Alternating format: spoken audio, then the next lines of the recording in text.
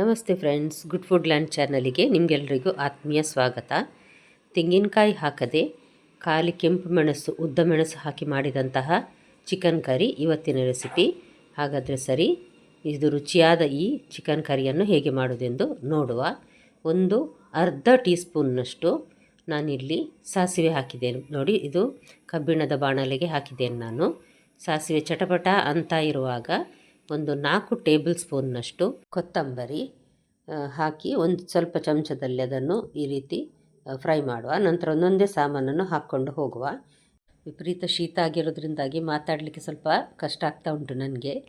ಈಗ ನೋಡಿ, ನಾನು ಒಂದೊಂದೇ ಸಾಮಾನನ್ನು ಹಾಕ್ತಾ ಇದ್ದೇನೆ. 1 ಟೇಬಲ್ ಸ್ಪೂನ್ನಷ್ಟು ಜೀರಿಗೆ ಹಾಕಿದ್ದೇನೆ ನಾನು. ಅರ್ಧ ಟೀ ಸ್ಪೂನ್ನಷ್ಟು ಮೆಂತೆಕಾಳು, ಮತ್ತು 1 ಟೇಬಲ್ ಸ್ಪೂನ್ನಷ್ಟು ಅಥವಾ 1 ಟೀ ಸ್ಪೂನ್ ಸಹ ಹಾಕ್ಬೋದು ಕರಿಮೆಣಸು. ಸ್ವಲ್ಪ ಘಾಟ್ ಬೇಕನ್ನಿಸಿದರೆ 1 ಟೇಬಲ್ ಸ್ಪೂನ್ ಹಾಕ್ಕೊಳ್ಬೋದು. 1/4 ಟೀ ಸ್ಪೂನ್ನಷ್ಟು ಅಜ್ವೈನ್ ಅಂದರೆ ಓಂ ಕಾಳು, ಇದೊಂದು ಎಕ್ಸ್ಟ್ರಾ ಟೇಸ್ಟ್ ಕೊಡ್ತದೆ ಇದಕ್ಕೆ. ಇದು ಈ ಕೆಂಪು ಮೆಣಸಿನಲ್ಲಿ ಮಾಡಿದ ಈ ಮಸಾಲೆಯ ಪದಾರ್ಥ ಇದೆ ನೋಡಿ, ಅನ್ನಕ್ಕೆ, ಸಾರು, ಚಪಾತಿ, ದೋಸೆ ಯಾವುದಕ್ಕೆ ಸಹ ಒಳ್ಳೆಯದಾಗ್ತದೆ ತಿನ್ನಲಿಕ್ಕೆ. ಅಷ್ಟೇ ಅಲ್ಲ, ತುಂಬ ರುಚಿ. ಮತ್ತು ಇದು ಖಂಡಿತ ಒಮ್ಮೆ ನೀವು ಟ್ರೈ ಮಾಡಿ.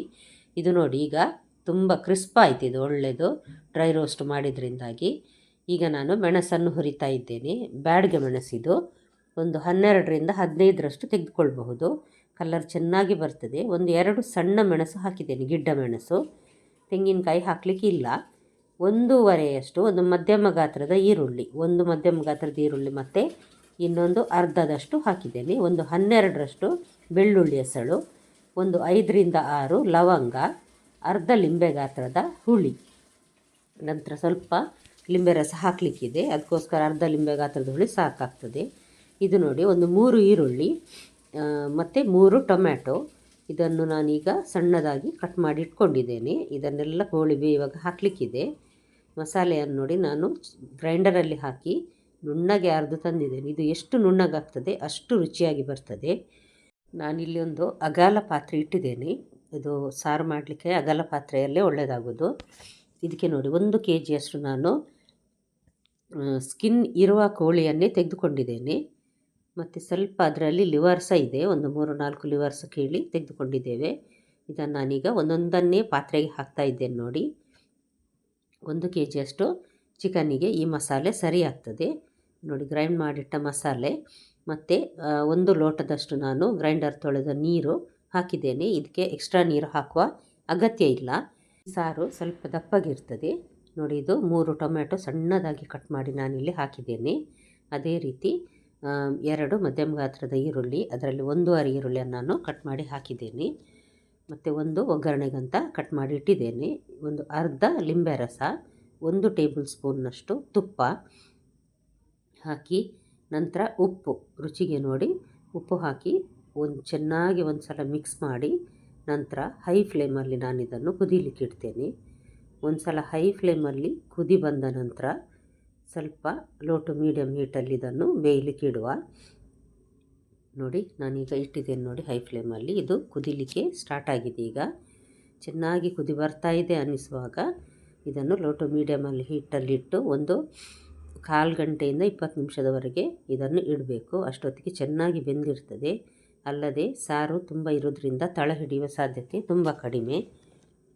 ನೋಡಿ, ನಡುವೆ ನಾನೀಗ ಚೆಕ್ ಮಾಡ್ತಾ ಇದ್ದೇನೆ. ನೋಡಿ, ಕೋಳಿ ಸಹ ಚೆನ್ನಾಗಿ ಬೆಂದಿರುವ ಹಾಗೆ ಕಾಣ್ತದೆ. ಕೋಳಿ ನೀರನ್ನು ಬಿಟ್ಟಿರೋದ್ರಿಂದ ಸಾರು ನೋಡಿ ಸ್ವಲ್ಪ ತೆಳು ಕಾಣ್ತದೆ. ಆದರೆ ಈಗ ಚೆನ್ನಾಗಿ ಕುದಿದ ನಂತರ ಇದು ದಪ್ಪ ಆಗ್ತದೆ ಸಾರು. ನೀವಿನ್ನೂ ನನ್ನ ಚಾನಲ್ ಗುಡ್ ಫುಡ್ ಲ್ಯಾಂಡನ್ನು ಸಬ್ಸ್ಕ್ರೈಬ್ ಮಾಡಿಲ್ಲ ಅಂದರೆ ದಯವಿಟ್ಟು ಸಬ್ಸ್ಕ್ರೈಬ್ ಮಾಡಿ. ಹಾಗೂ ನಿಮಗೆ ಈ ರೆಸಿಪಿ ಇಷ್ಟ ಆಯ್ತು ಅನಿಸಿದರೆ ದಯವಿಟ್ಟು ಲೈಕ್ ಬಟನನ್ನು ಪ್ರೆಸ್ ಮಾಡಿ, ಮತ್ತು ಫ್ಯಾಮಿಲಿ ಫ್ರೆಂಡ್ಸಿಗೆ ಶೇರ್ ಮಾಡೋದನ್ನು ಖಂಡಿತ ಮರಿಬೇಡಿ. ನೋಡಿ, ಚಿಕನ್ ಚೆನ್ನಾಗಿ ಬೆಂದಿದೆ. ಈಗ ನಾನು 1 ಹಿಡಿಯಷ್ಟು ಕೊತ್ತಂಬರಿ ಸೊಪ್ಪನ್ನು ಹಾಕ್ತಾ ಇದ್ದೇನೆ. ತುಂಬ ಪರಿಮಳ ಮತ್ತು ರುಚಿ ಕೊಡ್ತದೆ ಇದು. ಈಗ ಇದಕ್ಕೊಂದು ಒಗ್ಗರಣೆ ಕೊಡುವ. 3 ಟೇಬಲ್ ಸ್ಪೂನ್ನಷ್ಟು ತೆಂಗಿನ ಎಣ್ಣೆ, ತುಪ್ಪ ಸಹ ಹಾಕ್ಬಹುದು. ಮತ್ತು 1 ಟೇಬಲ್ ಸ್ಪೂನ್ನಷ್ಟು ಸಾಸಿವೆ ಹಾಕಿದ್ದೇನೆ, ಸ್ವಲ್ಪ ಜಾಸ್ತಿ ಸಾಸಿವೆ ಇದಕ್ಕೆ. ಮತ್ತು 1 ಮಧ್ಯಮ ಗಾತ್ರದ ಈರುಳ್ಳಿಯನ್ನು ತೆಳುವಾಗಿ ಕಟ್ ಮಾಡಿ ಇದನ್ನು ನಾನು ಒಗ್ಗರಣೆಗೀಗ ಫ್ರೈ ಮಾಡ್ತಾ ಇದ್ದೇನೆ.